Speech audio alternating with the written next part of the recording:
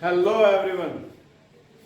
आज basic accounting terms में ही उसके आगे के जो सारे वर्ड हैं उसका मतलब हम लोग समझने का कोशिश करेंगे। तो आगे जो वर्ड है, आगे जो टर्म है उसका वो है कैपिटल। कैपिटल क्या होता है? कैपिटल, जिसको हिंदी में पूंजी कहते हैं, कैपिटल। तो बिजनेस के मालिक के द्वारा जो कुछ भी बिजनेस को चलाने के लिए, बिजनेस को शुरू करने के लिए लगाया जाता है वो बिजनेस का कैपिटल है।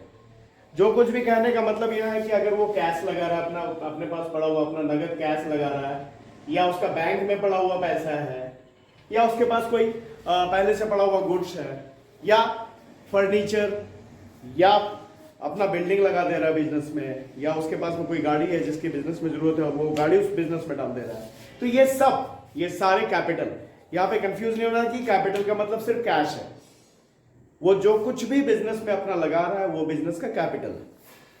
अब ये मन में एक प्रश्न आता है कि अगर वो कर्ज लेकर पैसे, लोन लेकर पैसे लगा रहा है, तो लोन लेकर पैसे भी लगा रहा है तो बिजनेस के लिए वो कैपिटल है। वो लोन बिजनेस के मालिक के लिए, बिजनेस के लिए लोन नहीं है, बिजनेस के लिए वो कैपिटल है। तो ये कैपिटल हो गया। हम लोग कैपिटल का मतलब समझ गए। अब इसके बाद आता है कैपिटल कितने तरह का होता है, टाइप्स ऑफ कैपिटल। ये दो तरह का, जैसे एसेट दो तरह के थे, non current asset, current asset. ये हमारा एक हो गया नॉन करंट कैपिटल,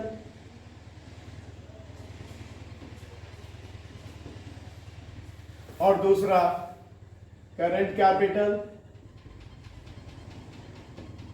इसे इस तरह से भी कर सकते हैं, फिक्स्ड कैपिटल, और करंट कैपिटल को वर्किंग कैपिटल। अब ये है क्या? नॉन करंट कैपिटल या फिक्स्ड कैपिटल। कैपिटल का वो भाग, वो पार्ट कैपिटल का जो फिक्स्ड एसेट में, बिजनेस के फिक्स्ड एसेट में लगा हुआ है, नॉन करंट एसेट में लगा हुआ है, जैसे land, building, plant, machinery, furniture, fixture, इन सब में जो कैपिटल का पार्ट लगा हुआ है वो फिक्स्ड कैपिटल है या नॉन करंट कैपिटल। और करंट कैपिटल या वर्किंग कैपिटल, जो कैपिटल का वो हिस्सा जो बिजनेस के डे टू डे एक्सपेंस में खर्च हो रहा है, वो वर्किंग कैपिटल या करंट कैपिटल है। अगला वर्ड हम लोग देखते हैं एक्सपेंस, खर्च। ये एक्सपेंस क्या है? तो बिजनेस जिस वस्तु का, जिस गुड्स का बिजनेस किया जा रहा है, उस गुड्स को तैयार करने में, उसको बेचने लायक बनाने में जो भी सारा खर्च आता है, या जो सर्विस प्रोवाइड करती है वो बिजनेस, उस सर्विस को तैयार करने में जो भी खर्च आ रहा है वो सारा एक्सपेंस है। ये एक्सपेंस दो तरह के होते हैं।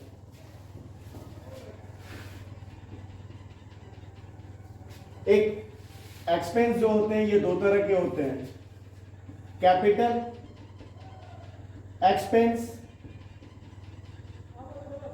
और रेवेन्यू एक्सपेंस।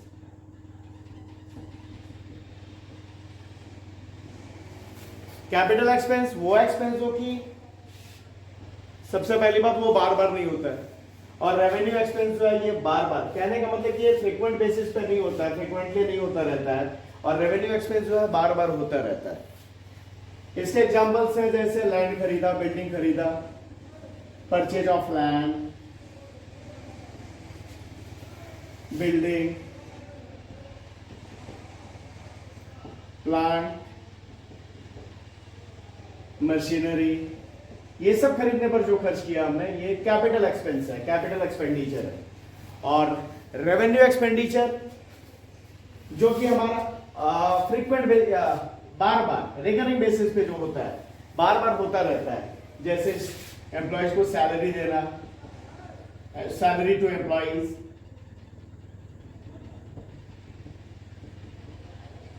या इलेक्ट्रिसिटी बिल, या टेलीफोन बिल, या प्रिंटिंग एंड स्टेशनरी पे, बिजनेस में जो प्रिंटिंग एंड स्टेशनरी यूज हो रहा है उस पर किया गया खर्च, या रेंट अगर मान लीजिए जो हमारा बिजनेस है वो रेंट वाले लैंड में है, रेंट वाले बिल्डिंग में है, तो उसका दिया जाने वाला रेंट, ये सब जो कि बार बार होना है, ये हमारा रेवेन्यू एक्सपेंसेस है। और जो लैंड बिल्डिंग ये सब हम बार बार नहीं खरीदते हैं बिजनेस में, ये हमारा कैपिटल एक्सपेंडिचर है। इसके आगे एक और एक्सपेंस है, टाइप ऑफ एक्सपेंस में पहले हमने कैपिटल एक्सपेंस फिर रेवेन्यू एक्सपेंस देखा। इसके बाद एक आता है डेफर्ड रेवेन्यू एक्सपेंडिचर।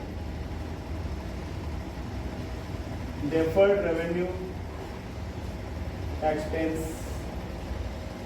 ये क्या है? इसमें भी रेवेन्यू टर्म जुड़ा हुआ है, लगभग उसी तरह का, पर फर्क है।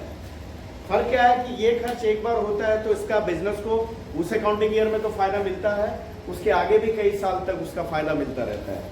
इसके एग्जांपल्स हैं, जैसे कि मान लीजिए बिजनेस अभी अभी स्टार्ट किया, शुरू में किया गया एडवर्टीजमेंट पे मोटा तगड़ा रकम का खर्च, या शेयर्स को इशू किया, उसको इशू करते समय दिया गया discount on issue of share, discount on issue of debenture, ये सारे डेफर्ड रेवेन्यू एक्सपेंडिचर के एग्जांपल्स हैं। इसके बाद आते हैं हम लोग, ये तो एक्सपेंस क्या हो गए, एक्सपेंस हमारे तीन तरह के, कैपिटल एक्सपेंस, रेवेन्यू एक्सपेंस और डेफर्ड रेवेन्यू एक्सपेंस। अब आते हैं रेवेन्यू। रेवेन्यू क्या है? रेवेन्यू बिजनेस जो भी गुड्स या सर्विसेज का बिजनेस हो रहा है, उसको बेचने से जो भी रुपया आया वो रुपया रेवेन्यू होता है। इसके अलावा बिजनेस में हो सकता है बिजनेस का इन्वेस्ट कर रखिए, वहां से इंटरेस्ट मिल रहा है या कमीशन मिल रहा है, तो ये सब जो भी आ रहा है ये बिजनेस का रेवेन्यू होगा। यहाँ पे कंफ्यूज नहीं होना है कि रेवेन्यू और इनकम में फर्क है। रेवेन्यू का मतलब मैंने कहा कि सेल किया, तो टोटल सेल से जो रुपया आया सारा का सारा वो रेवेन्यू का पार्ट है, या जो सर्विसेज है वो प्रोवाइड की पार्टी को उससे मिलने वाला रुपया, ये सारा मतलब जो भी रुपया रिसिप्ट हो रहा है वो सारा रेवेन्यू है। अब देखते हैं अगला वर्ड है इनकम। तो इनकम क्या है? अभी हमने रेवेन्यू का बात किया, अभी हमने एक्सपेंस का बात किया। तो रेवेन्यू में से एक्सपेंस घटाने पर हमारा इनकम निकलता है। रेवेन्यू माइनस एक्सपेंस, जो बैलेंस बच गया वो हमारा इनकम हुआ। इसका अगला वर्ड देखते हैं, अगला वर्ड है डेटर्स।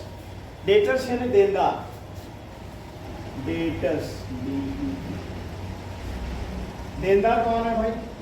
तो जिन लोगों को उधार माल बेचा गया, बिजनेस से जिन लोगों को भी उधार माल बेचा गया, या वे सभी जिनसे बिजनेस को पैसे लेने हैं, वो बिजनेस के डेटर्स हैं। ठीक है। इसके आगे अगला है क्रेडिटर्स।